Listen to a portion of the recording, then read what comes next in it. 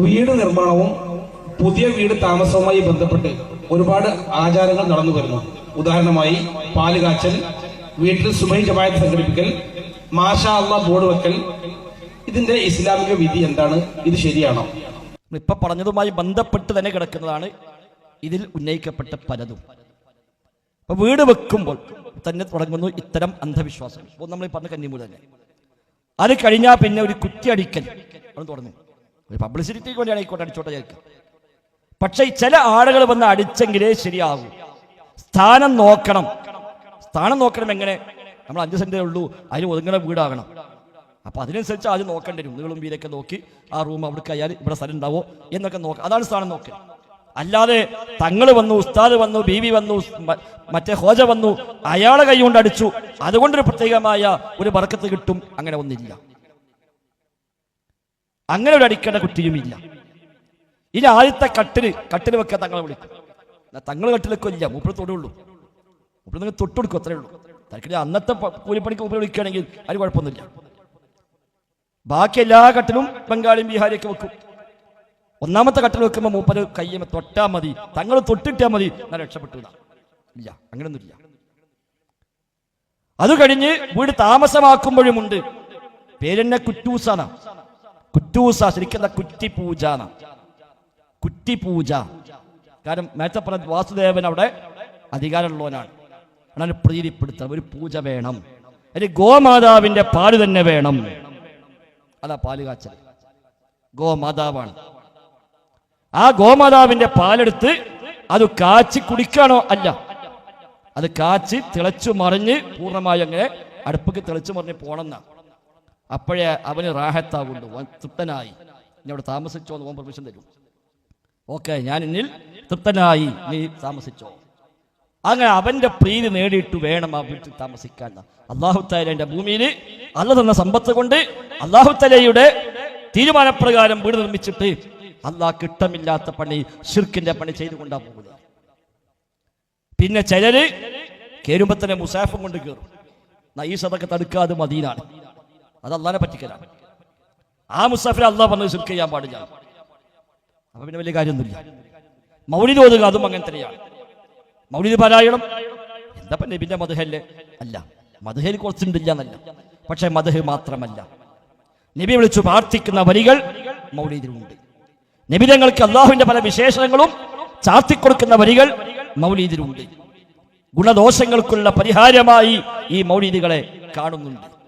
അതുകൊണ്ട് തന്നെ അത് ആലപിക്കാവതല്ല.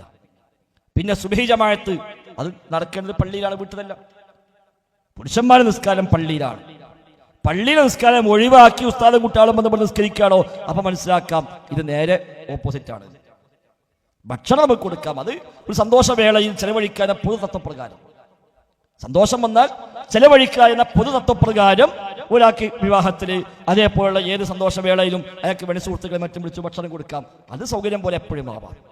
എന്നല്ലാതെ അന്ന് നിസ്കാരം പോലെ വീട്ടിലാണ്, അന്നൊരു മൗലിദ് ഓതിക്കൊള്ളണം, എന്നിട്ട് ആദ്യം നിസ്കരിക്കുക പിന്നെ മൗലിദ് ഓതുക, അങ്ങനെ ആ തർത്തിപ്പ് തെറ്റിക്കാൻ പാടില്ല. അതൊന്നുമില്ല. നമ്മളെ പണി കഴിഞ്ഞു താമസിക്കാൻ എപ്പോഴാണോ പറ്റുക അപ്പൊ ബിസ്മി ചൊല്ലി കയറാം. ബിസ്മിൻ ചൊല്ലി കയറാം. അല്ലാഹുവിന്റെ നാമത്തിൽ ആ വീട്ടിൽ താമസം ആരംഭിക്കാം. റബ്ബിനോട് ഖൈറിന് വേണ്ടി പ്രാർത്ഥിക്കാം. പഠിച്ചോ, ഇതാ ഞാൻ ഇവിടെ താമസം ആരംഭിക്കുന്നു, എല്ലാ ഖൈറും നൽകണേ അല്ലാഹ്, ദുആ ചെയ്യാം. എല്ലാ ശർറിനും കാവൽ നൽകണേ അല്ലാഹ്, അല്ലാഹുവിനോട് പ്രാർത്ഥിക്കാം. അത് എന്നും പ്രാർത്ഥിക്കണം, അന്ന് മാത്രമല്ല. ആ വീട്ടിൽ അള്ളാഹുവിന്റെ കൽപ്പന നിർദ്ദേശങ്ങൾക്ക് വില കൽപ്പിക്കണം.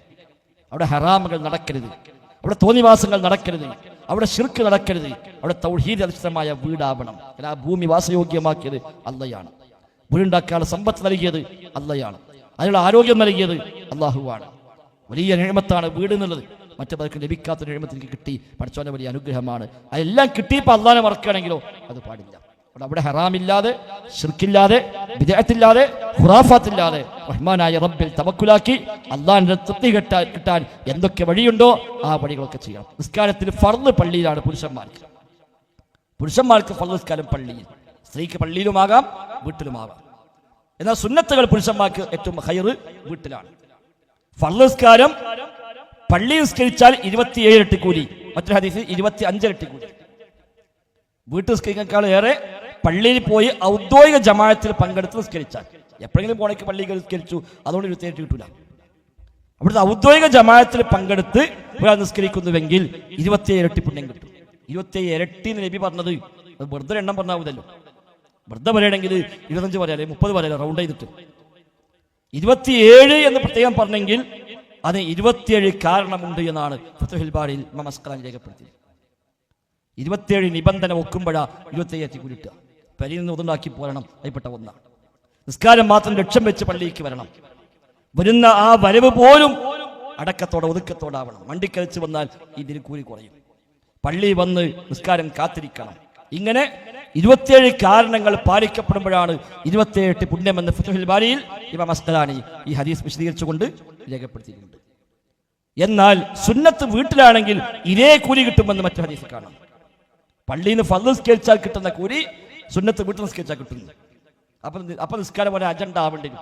കാരണം വീട്ടിൽ നിന്ന് ഒന്നുണ്ടാക്കണം, എന്നിട്ട് വീട്ടിൽ നിന്ന് സുന്നത്ത് നിസ്കരിക്കണം, എന്നിട്ട് പള്ളിക്ക് വരണം, ഫർള് അവിടെ നിസ്കരിക്കണം, പിന്നെ തിരിച്ച് വീട്ടിൽ തന്നെ പോകണം, സുന്നത്ത് അവിടുന്ന് വീണ്ടും നിസ്കരിക്കണം. അപ്പൊ നിസ്കാരം പോലെ അജണ്ടയിൽ ഉണ്ടെങ്കിലേ പറ്റൂ. പോണേക്കൂടെ വണ്ടി കയറി പള്ളി കയറി അപ്പൊ കട്ടക്കാലത്ത് ജമാഅത്തിറക്കിയിട്ടുണ്ട് എന്നാ കൂടെ ഇത് എന്ന് പറഞ്ഞാൽ അതിനൊന്നും ഇരുത്തേറ്റിട്ടില്ല. അപ്പൊ ഫർള് നിസ്കാരങ്ങൾ പുരുഷന്മാർക്ക് പള്ളിയിൽ, സ്ത്രീകൾക്ക് പള്ളിയിലുമാകാം വീട്ടിലുമാകാം. പള്ളിയിലാണെങ്കിൽ പുരുഷന്മാർക്ക് കിട്ടുന്ന അതേ കൂലി പെണ്ണുക്കും കിട്ടും. അതിന് ദുർഗന്ധം വമിച്ച് പോകേണ്ട ആവശ്യമൊന്നുമില്ല. സുഗന്ധം ഇല്ലാതെ പോയാൽ മതി, സുഗന്ധമില്ലാതെ പോകണമെന്നേ ഉള്ളൂ. എന്നാൽ സുന്നത്ത് നിസ്കാരങ്ങൾ വീട്ടിൽ അതിന് പ്രതിഫലം അധികമാണ്. നമ്മുടെ വീട്ടിൽ നിസ്കാരം ഉണ്ടാകണം. നബി തങ്ങൾ പറഞ്ഞു, നിങ്ങളെ വീട് നിങ്ങൾ ഖബർസ്ഥാനെ പോലെ ആക്കരുത്.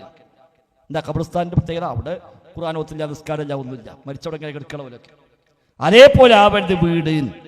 വീട്ടിൽ ഖുർആൻ പാരായണം വേണം, വീട്ടിൽ നിസ്കാരം വേണം, വീട്ടിൽ ദിക്റുകൾ വേണം, വീട്ടിൽ ദുആകൾ വേണം, വീട്ടിൽ സ്വലാത്തുകൾ വേണം, വീട്ടിലെല്ലാ നന്മകളും വേണം. ഫർളായ നിസ്കാരമാണോ അത് പള്ളിയിലാണ്, ജമാഅത്ത് പ്രത്യേകിച്ചും.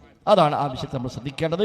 അതല്ലാത്ത തെറ്റായ വഴിക്ക് പോകുമ്പോൾ അതൊക്കെ പലപ്പോഴും നമുക്ക് ലാഭത്തേക്കാളേറെ നഷ്ടമാണ് വരുത്തി വെക്കുക എന്നത് നാം പ്രത്യേകം ഓർക്കുക. അല്ലാഹു അഅലം.